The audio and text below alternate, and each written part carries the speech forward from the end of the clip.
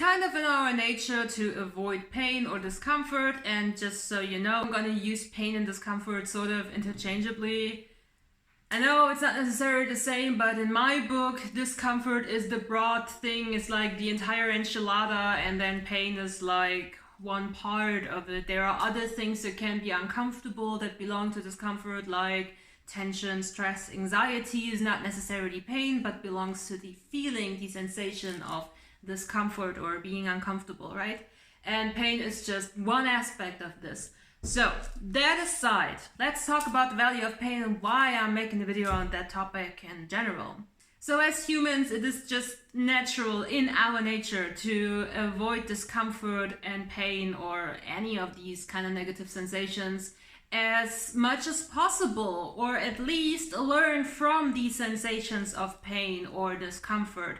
For instance, when you're running somewhere or you're just walking through your apartment and you're not being very like hyper-focused on where you're walking, every now and then you run into things, you get stuck at the door, you run into a table, whatever, and it hurts. This pain is there for you to tell you, yo, you cannot walk like this. You need a little bit more awareness. You need to understand that there's a freaking table and you ran into it, right?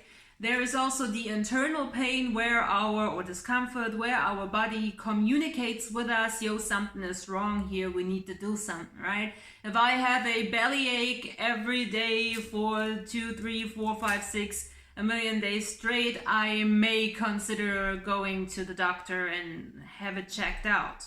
So while Lemon is licking her butthole over there, let's sum it up as usually pain indicates something is wrong or needs adjustment, and therefore, because we're creatures of habit, we are trying to avoid discomfort and pain as much as we humanly can. However, what a lot of people are completely forgetting here is the duality of things. So as uncomfortable and negatively perceived discomfort and pain can be, there is also an opposite side to it. Pain can be something very, very well. Pain is, in fact, a massive indicator for change.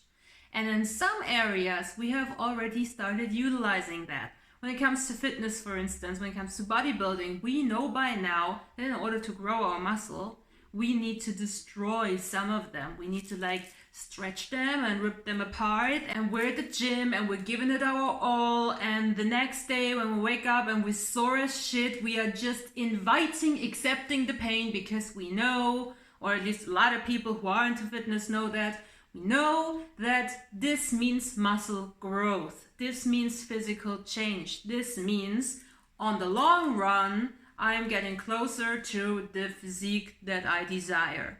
So that's just one example on how we can utilize pain, and this is just one example of one singled out area where we have understood that pain is actually a sign for change. When it comes to the manifesting community, due to the very simplified and not very correct structure of ideas like the law of attraction or law of assumption, people often assume that experiencing discomfort or pain is an indicator for something is wrong, something is not working.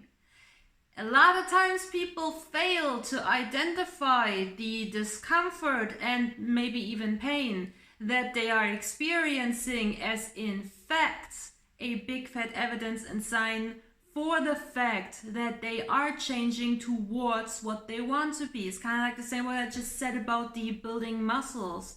The more pain you create in your muscles, the more sore you are. Not in all the cases, but in the majority of cases. The more sore you are, the more you have evidence for yourself that you are inching your way towards your desired physique. The same goes for manifesting. And it doesn't really matter what it is that you are manifesting. What happens a lot, and this is due to two concepts of those two law-based ideas that are, again, they're not complex enough. That's the biggest problem. In law of attraction, people teach you to be high vibe or to be positive. And by now, people have started understanding that there is some kind of toxicity in this always needing to be high vibe, always needing to be happy, always needing to be positive. Of course there's toxicity because, again, duality, that oi, it's always two sides. It's never just one. It cannot be in a duality, and that was a rhyme. The same issue, however, also shows up with the law of assumption. I know the law of assumption is the hot shit for now. Everybody's like, never got it. Oh my god, you just need to assume. And this is, again, a very simplified version of what is actually going on and what you actually need to consider. So in law of assumption, it's exactly the same. What does Neville teach you? Neville teaches you to feel it real, to incorporate your senses. If you can convince yourself, bullshit yourself, brainwash yourself enough that you can actually feel it real, and by that he means already feeling the positive effects that you would feel if you had your desire fulfilled now, even though you don't have it, then you will manifest that what you want. It's the same freaking principle, it's just a little bit more precise. It's not as broad. It's not, law of assumption is a little bit more focused upon, well, you gotta focus on the shit that you want, while law of attraction is, in general, you need to be happy and high vibe. Both ideas teach and preach and advise you guys to just be positive towards that what you want. Focus on that what you want. You need to feel it, blah, blah, blah, blah, right? And what happens is that you guys start doing the things. You start, I don't know, building your little vision board on Pinterest. You start affirming your ass off. You start visualizing, static into sleep, farting 3 times facing north, whatever the hell your technique is, right? You start doing these things in an area where you have experienced contrast, shit that you don't like, an area that you want to improve now. Most of the times it's money or it's love or it's health. It's like usually these 3 things that people want. We're so fucking simple. Monkeys. So those law of assumption, law of attraction, LOA people will start doing these techniques, and then all of a sudden shit hits the fan and they experience stuff like the purge, where all of the old negative things come out. They will experience manifesting the complete fucking opposite of what they've been affirming for. They will manifest 0 freaking movement when they want movement. They will manifest being blocked, falling into no contact, having massive arguments with the people, their specific person that they have been affirming for. I'm in a committed, loving, perfect relationship. They will experience, manifest, losing a big ass amount of money or losing business or just like a complete stop in the money that comes in while they are affirming for money. And when they experience these uncomfortable, sometimes very painful, especially emotionally painful things, they start spiraling because they take it due to what they are used to. Pain means something is not okay. Discomfort means something is not working. They will interpret the situation as shit, this is not working. And that's the big problem. And they don't understand that discomfort is necessary. The same way I explained it to you with the bodybuilding. You need to rip your muscles apart in order for them to grow. If I want to create, I used the same example before, if I want to have callus on my hands or on my legs, if I, as an aerial dancer, I need thick skin in specific parts of my body because otherwise I'm gonna be constantly in pain.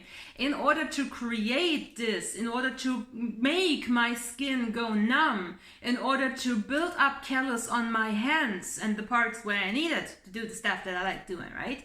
I need to inflict discomfort and pain over and over and over and over again until the change that I want happens. And every single time I inflict a little bit more pain and I endure a little bit more discomfort, every single time I inch closer to that which I desire to be better at this shit, right? There's one example that I want to give you, which is the most natural and the biggest freaking evidence of the necessity of discomfort and pain when it comes to big ass change, and that would be childbirth. Childbirth is one of the biggest natural occurring changes that a human being can go through. Of course, more so a woman, but also a father, a man, that is involved in the entire process also goes through God knows what changes, right? So when we are talking about childbirth, we are literally changing within a few hours from being pregnant to being a mother or being a parent. Even though the pregnancy itself is a huge change and adjustment period, and it's already filled with massive discomfort and sometimes pain, the actual massive discomfort and pain really is childbirth. If you look at the intensity level of the pain that you need to endure during childbirth and the intensity or the level of the outcome of that, you realize it matches the level of change you experience right after giving birth by being a mother. Even if you've already been a mother and you get a second child, it's still gonna change your entire freaking life. Completely 100,000%, and there's no going back, right? The amount of change that happens after birth is so gigantic and massive and impactful. It equals the amount of pain that you have to endure during giving birth.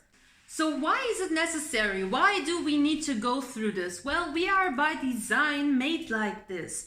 If we don't go through the process of this massive pain while we are giving birth, specific chemicals in our brain that trigger hormones in our body that allow us to bond with our child cannot be triggered. There are a lot of studies that are strongly suggesting a connection between postpartum depression, issues struggling to connect to your child, issues and struggling to really embody and live out the idea of motherhood, and so on, that are connecting those types of issues with unnatural ways of becoming a parent, let's say it like that, right? What I mean by unnatural ways of becoming a parent, a mother, is C-section, adoption, and surrogate mothers.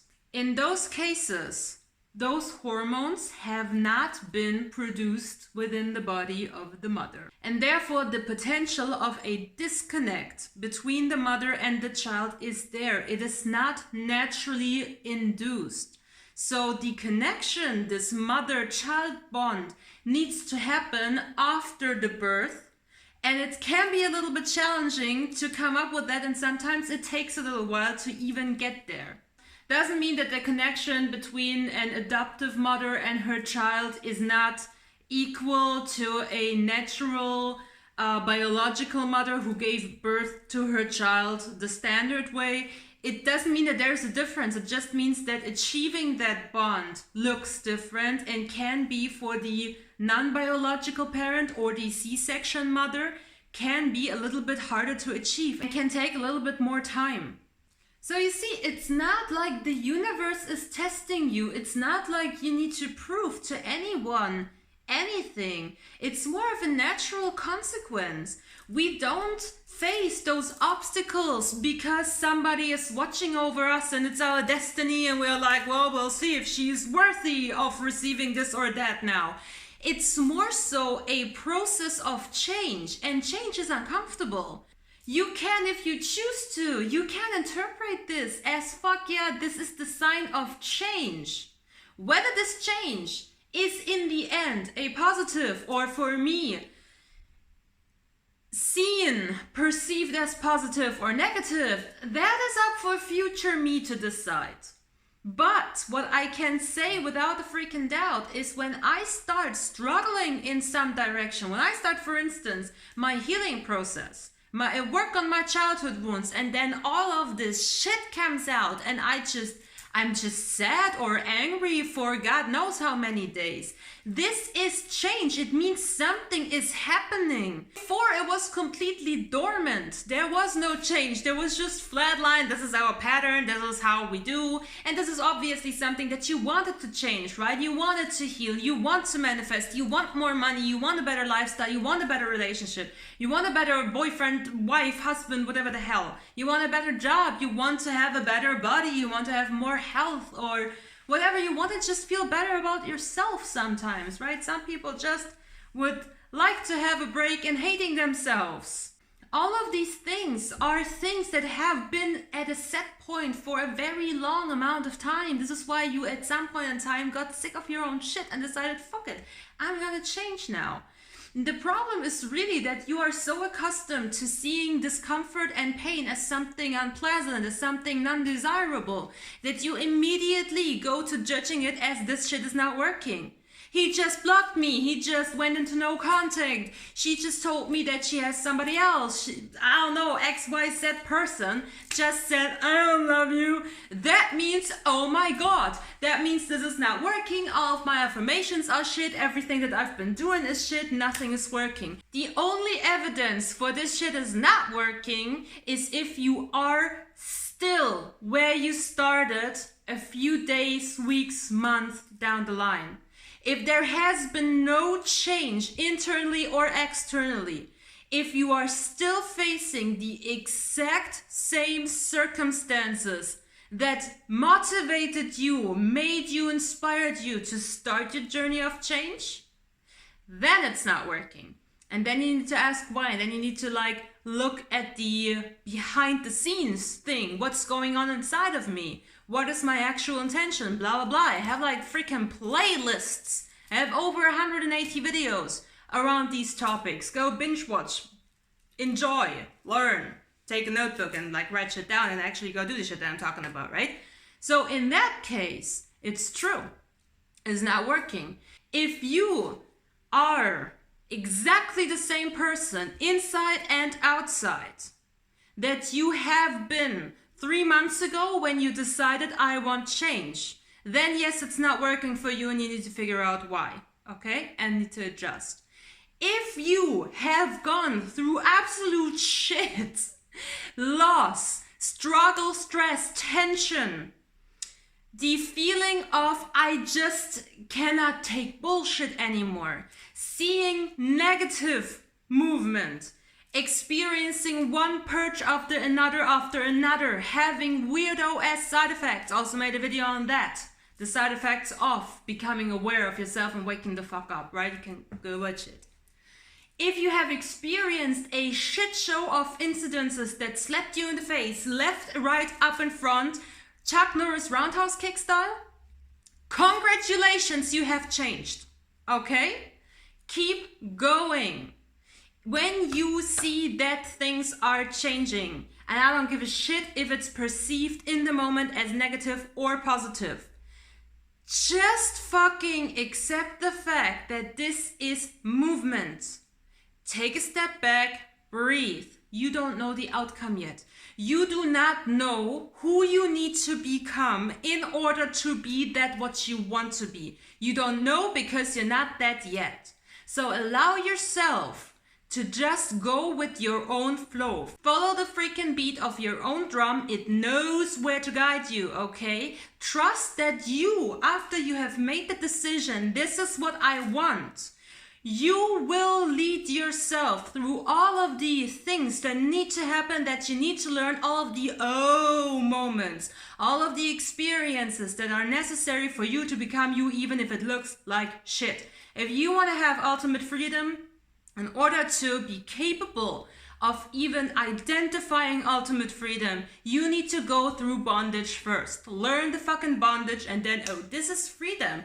Oh, now I can enjoy this. Okay? This is so fucking important for you to know. Think about childbirth. You get 9 freaking months to adjust to this.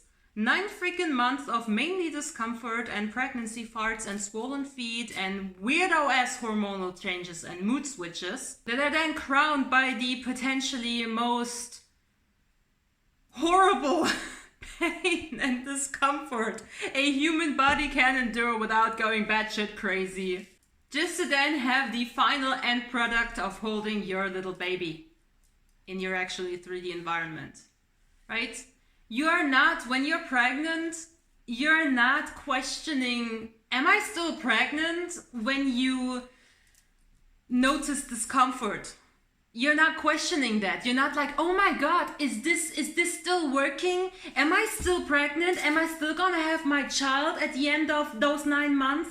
No, you're like, oh, okay, discomfort, what the fuck? What can I do? What's going on? What's going on? But you would not question the child, the existence and development of your child itself. You would not question it. You would adjust, you would learn, you would realize, oh, I learned so many things about my body. I learned so many things I didn't know. I expand, I change, I prepare, I become the person that I need to be in order to be a mother. And it takes you 9 freaking months, okay? Cut yourself some slack. Start being satisfied with uncomfortable, painful changes. Start being like, fuck yeah, this is working. Ouch, this is working. Start being comfortable with discomfort. Start being accepting towards pain. Okay? I wanted to initially give you a whole boatload of personal examples from my own emotional pain, but the video is already way longer than anticipated, so we're gonna skip on the personal blah blah. I have made my point, I've made my case, that's it. And with that, I'm out and see you next week. Love you all, bye.